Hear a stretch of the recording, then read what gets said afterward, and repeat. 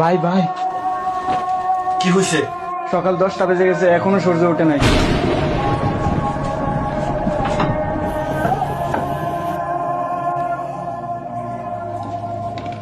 আসলে তো সূর্য ওঠে নাই। কোরআন ওঠাও, দোয়া করতে হবে।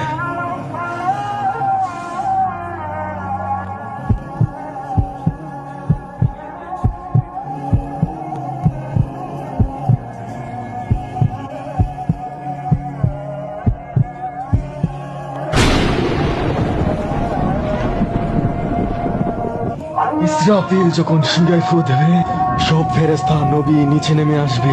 সবাই চিৎকার করবে আর বলবে, ইয়া নাফসি নাফসি, আমাকে বাঁচাও, আমাকে বাঁচাও।